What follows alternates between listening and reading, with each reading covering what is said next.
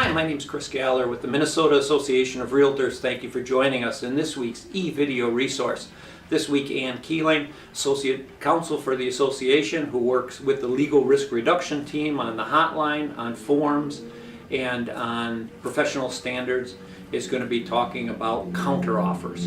In the marketplace, especially as strong as it's been lately, we've had a lot of counteroffer questions coming into the legal hotline, and Ann has been generous enough to talk with us about what they mean and how they work in the purchase agreement transaction. And to you, I've got a purchase agreement. Comes into my seller doesn't like all of the terms in it. Can you explain how the counteroffer would work? Sure. So if a seller gets a purchase agreement, technically there are two ways to go, or maybe even three. The first is to tell them you reject it and just walk away. You don't want to deal with them or negotiate at all.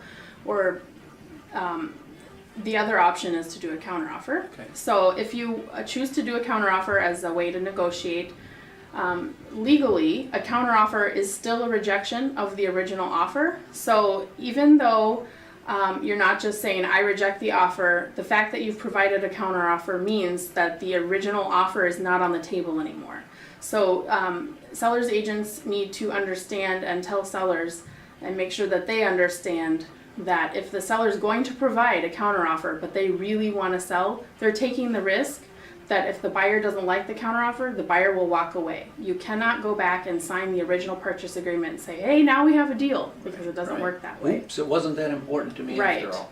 Yeah, and Okay. oftentimes that can happen, and I get legal hotline calls where they say, can we just sign the original purchase agreement? And you have to have a meeting of the minds, so it might look like a valid agreement on paper if you have both parties having signed the purchase agreement.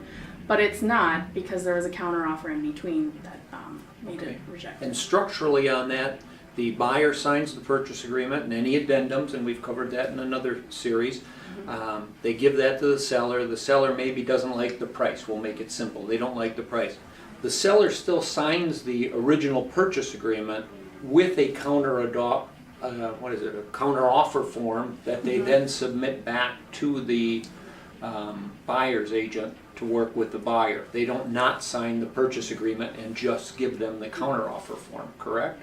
Yeah, so the forms committee, they drafted a counteroffer addendum. So it would become part of the purchase agreement.